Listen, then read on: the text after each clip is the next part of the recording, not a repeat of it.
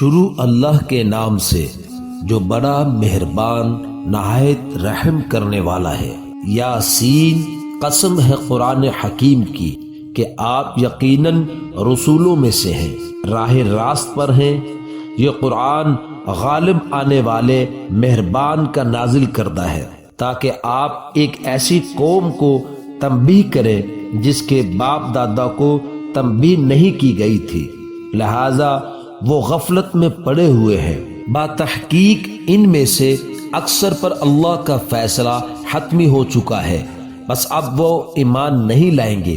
ہم نے ان کی گردنوں میں توق ڈال رکھے ہیں اور وہ ٹھوڑیوں تک پھنسے ہوئے ہیں، اس لیے ان کے سر اوپر کی طرف الٹے ہوئے ہیں، اور ہم نے ان کے آگے دیوار کھڑی کی ہے اور ان کے پیچھے بھی دیوار کھڑی کی ہے،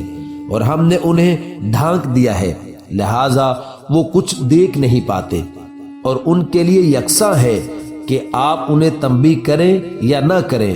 وہ ہر حالت میں ایمان نہیں لائیں گے۔ آپ تو صرف اسے تنبیہ کر سکتے ہیں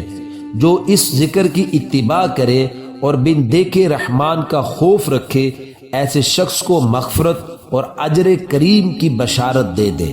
ہم ہی مردوں کو زندہ کرتے ہیں، اور جو کچھ وہ آگے بھیج چکے ہیں اور جو آثار پیچھے چھوڑ جاتے ہیں سب کو ہم لکھتے ہیں، اور ہر چیز کو ہم نے ایک امام مبین میں جمع کر دیا ہے۔ اور ان کے لیے بستی والوں کو مثال کے طور پر پیش کرو، جب ان کے پاس پیغمبر آئے، ہم نے ان کی طرف 2 پیغمبر بھیجے تو انہوں نے دونوں کی تکذیب کی، پھر ہم نے تیسرے سے انہیں تقویت بخشی تو انہوں نے کہا ہم تو تمہاری طرف بھیجے گئے ہیں۔ بستی والوں نے کہا تم تو صرف ہم جیسے بشر ہو، اور خدائے رحمان نے کوئی چیز نازل نہیں کی ہے، تم تو محض جھوٹ بولتے ہو۔ رسولوں نے کہا ہمارا رب جانتا ہے کہ ہم تمہاری طرف ہی بھیجے گئے ہیں، اور ہم پر تو فقط واضح طور پر پیغام پہنچانا فرض ہے اور بس۔ بستی والوں نے کہا ہم تمہیں اپنے لیے برا شگون سمجھتے ہیں، اگر تم باز نہ آئے تو ہم تمہیں ضرور سنسار کر دیں گے، اور ہماری طرف سے تمہیں دردناک عذاب ضرور پہنچے گا۔ رسولوں نے کہا تمہاری بدشگونی خود تمہارے ساتھ ہے، کیا یہ بدشگونی اس لیے ہے کہ تمہیں نصیحت کی گئی ہے، بلکہ تم حد سے تجاوز کرنے والے ہو۔ شہر کے دور ترین کونے سے ایک شخص دوڑتا ہوا آیا، بولا اے میری قوم، ان رسولوں کی پیروی کرو، ان کی اتباع کرو جو تم سے کوئی اجر نہیں مانگتے اور وہ راہ راست پر ہے، اور میں کیوں نہ اس ذات کی بندگی کروں جس نے مجھے پیدا کیے ہے اور جس کی طرف تم سب کو پلٹ کر جانا ہے۔ کیا میں اس ذات کے علاوہ کسی کو معبود بناؤں؟ جبکہ اگر خدائے رحمان مجھے ضرر پہنچانے کا ارادہ کر لے تو ان کی شفاعت مجھے کوئی فائدہ نہیں دے سکتی، اور نہ وہ مجھے چھڑا سکتے ہیں، تب تو میں صریح گمراہی میں مبتلا ہو جاؤں گا۔ میں تو تمہارے پروردگار پر ایمان لے آیا ہوں، لہٰذا میری بات سن لو۔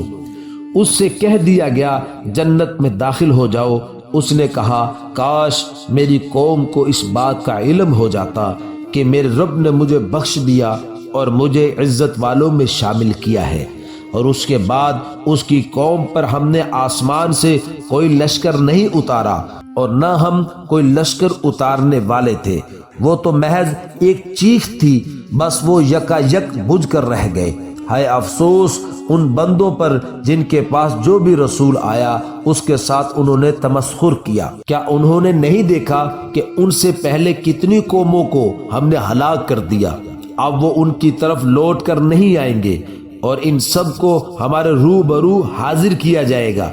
اور مردہ زمین ان کے لیے ایک نشانی ہے جسے ہم نے زندہ کیا، اور اس سے غلہ نکالا جس سے یہ کھاتے ہیں، اور ہم نے اس زمین میں کھجوروں اور انگوروں کے باغ بنائے، اور ہم نے اس زمین میں کچھ چشمے جاری کیے تاکہ وہ اس کے پھلوں سے اور اپنے ہاتھ کی کمائی سے کھائیں، تو کیا یہ شکر نہیں کرتے؟ پاک ہے وہ ذات جس نے تمام جوڑے بنائے ان چیزوں سے جنہیں زمین اگاتی ہے، اور خود ان سے اور ان چیزوں سے جنہیں یہ جانتے ہی نہیں، اور رات بھی ان کے لیے ایک نشانی ہے جس سے ہم دن کو کھینچ لیتے ہیں تو ان پر اندھیرا چھا جاتا ہے اور سورج اپنے مقررہ ٹھکانے کی طرف چلا جا رہا ہے۔ یہ بڑے غالب آنے والے دانا کی تقدیر ہے، اور چاند کے لیے ہم نے منزلیں مقرر کی ہے، یہاں تک کہ وہ کھجور کی پرانی شاخ کی طرح لوٹ جاتا ہے۔ نہ سورج کے لیے سزاوار ہے کہ وہ چاند کو پکڑ لے، اور نہ ہی رات دن پر سبقت لے سکتی ہے، اور وہ سب ایک ایک مدار میں تیر رہے ہیں۔ اور یہ بھی ان کے لیے ایک نشانی ہے کہ ہم نے ان کی نسل کو بھری ہوئی کشتی میں سوار کیا، اور ہم نے ان کے لیے اس کشتی جیسی اور سواریاں بنائی جن پر یہ سوار ہوتے ہیں، اور اگر ہم چاہیں تو انہیں غرق کر دیں، پھر ان کے لیے نہ کوئی فریاد درس ہوگا اور نہ ہی وہ بچائے جائیں گے، مگر ہماری طرف سے رحمت ہے، اور جس سے انہیں ایک وقت تک متاع حیات مل جاتی ہے۔ اور جب ان سے کہا جاتا ہے کہ اس گناہ سے بچو جو تمہارے سامنے ہے، اور اس عذاب سے جو تمہارے پیچھے آنے والا ہے، شاید تم پر رحم کیا جائے، اور ان کے رب کی نشانیوں میں سے جو بھی نشانی ان کے پاس آتی ہے وہ اس سے منہ موڑ لیتے ہیں۔ اور جب ان سے کہا جاتا ہے کہ جو رزق تمہیں اللہ سے عنایت کیا ہے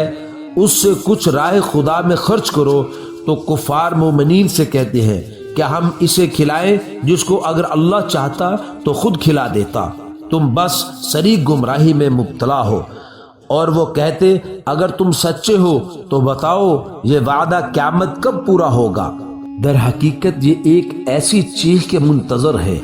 جو انہیں اس حالت میں گرفت میں لے گی جب یہ لوگ آپس میں جھگڑ رہے ہوں گے، پھر نہ تو وہ وصیت کر پائیں گے اور نہ ہی اپنے گھر والوں کی طرف واپس جا سکیں گے۔ اور جب سور پھونکا جائے گا تو وہ اپنی قبروں سے اپنے رب کی طرف دوڑ پڑیں گے، کہیں گے ہائے ہماری تباہی، ہماری خوابگاہوں سے ہمیں کس نے اٹھایا۔ یہ وہی بات ہے جس کا خدا رحمان نے وعدہ کیا تھا اور پیغمبروں نے سچ کہا تھا۔ وہ تو صرف ایک چیخ ہوگی، پھر سب کے سب ہمارے سامنے حاضر کیے جائیں گے۔ اس روز کسی پر کچھ بھی ظلم نہیں کیا جائے گا، اور تمہیں بس وہی بدلہ دیا جائے گا جیسا تم عمل کرتے رہے ہو۔ آج اہل جنت یقیناً کیف و سرور کے ساتھ مشغلے میں ہوں گے، وہ اور ان کی ازواج سایوں میں مسندوں پر تکیے لگائے بیٹھے ہوں گے، وہاں ان کے لیے میوے اور ان کی مطلوبہ چیزیں موجود ہوں گی۔ مہربان رب کی طرف سے سلام کہا جائے گا، اے مجرموں آج تم الگ ہو جاؤ۔ اے اولاد آدم کیا ہم نے تم سے عہد نہیں لیا تھا کہ تم شیطان کی پرستش نہ کرنا؟ بے شک وہ تمہارا کھلا دشمن ہے، اور یہ کہ میری بندگی کرنا یہی سیدھا راستہ ہے، اور بتحقیق اس نے تم سے بہت سی مخلوق کو گمراہ کر دیا ہے، تو کیا تم عقل نہیں رکھتے؟ یہ وہی جہنم ہے جس کا تم سے وعدہ کیا گیا تھا، آج اس جہنم میں جلس جاؤ اس کفر کے بدلے جو تم کیا کرتے تھے۔ آج ہم ان کے منہ پر مہر لگا دیتے ہیں، اور ان کے ہاتھ ہم سے بولیں گے اور ان کے پاؤں گواہی دیں گے اس کے بارے میں جو کچھ وہ کرتے رہے ہیں، اور اگر ہم چاہیں تو ان کی آنکھوں کو مٹا دیں، پھر یہ راستے کی طرف لپک بھی جائیں تو کہاں سے راستہ دیکھ سکیں گے، اور اگر ہم چاہیں تو انہیں انہی کی جگہ پر اس طرح مسخ کر دیں کہ نہ آگے جانے کی استعداد ہوگی اور نہ پیچھے پلٹ سکیں گے۔ اور جسے ہم لمبی زندگی دیتے ہیں اسے خلقت میں اوندا کر دیتے ہیں، کیا وہ عقل سے کام نہیں لیتے؟ اور ہم نے اس رسول کو شعر نہیں سکھایا، اور نہ ہی یہ اس کے لیے شایان شان ہے، یہ تو بس ایک نصیحت کی کتاب اور روشن قرآن ہے، تاکہ جو زندہ ہیں انہیں تنبیہ کرے اور کافروں کے خلاف حتمی فیصلہ ہو جائے۔ کیا یہ لوگ نہیں دیکھتے کہ ہم نے اپنے دست قدرت سے بنائی ہوئی چیزوں میں سے ان کے لیے مویشی پیدا کیے، چنانچہ اب یہ ان کے مالک ہیں، اور ہم نے انہیں ان کے لیے مسخر کر دیا، چنانچہ کچھ پر یہ سوار ہوتے ہیں اور کچھ کو کھاتے ہیں، اور ان میں ان کے لیے دیگر فوائد اور مشروبات ہیں، تو کہ یہ شکر ادا نہیں کرتے؟ اور انہوں نے اللہ کے سوا اوروں کو معبود بنا لیا ہے کہ شاید انہیں مدد مل سکے، حالانکہ وہ نہ صرف ان کی مدد نہیں کر سکتے اور وہ الٹے ان معبودوں کے تحفظ کے لیے آمادہ لشکر ہے، لہذا ان کی باتیں آپ کو رنجیدہ نہ کرے۔ ہم سب باتیں جانتے ہیں، جو یہ چھپاتے ہیں اور جو ظاہر کرتے ہیں۔ کیا انسان یہ نہیں دیکھتا کہ ہم نے اسے نطفے سے پیدا کیا ہے اور اتنے میں وہ کھلا جھگڑالو بن گیا؟ پھر وہ ہمارے لیے مثالیں دینے لگتا ہے اور اپنی خلقت بھول جاتا ہے اور کہنے لگتا ہے ان ہڈیوں کو خاک ہونے کے بعد کون زندہ کرے گا؟ کہہ دیجئے انہیں وہی زندہ کرے گا جس نے انہیں پہلی بار پیدا کیا تھا، اور وہ ہر قسم کی تخلیق کو خوب جانتا ہے۔ وہی ہے جس نے تمہارے لیے سبز درخت سے آگ پیدا کی، پھر تم اس سے آگ سلگاتے ہو۔ جس نے آسمانوں اور زمین کو پیدا کیا ہے، آیا وہ اس بات پر قادر نہیں ہے کہ ان جیسوں کو پیدا کرے؟ کیوں نہیں، وہ تو بڑا خالق دانا ہے۔ جب وہ کسی چیز کا ارادہ کر لیتا ہے تو بس اس کا امر یہ ہوتا ہے کہ اسے یہ کہے ہو جا، بس وہ ہو جاتا ہے۔ پس پاک ہے وہ ذات جس کے ہاتھ میں ہر چیز کی سلطنت ہے اور اسی کی طرف تم پلٹائے جانے والے ہو۔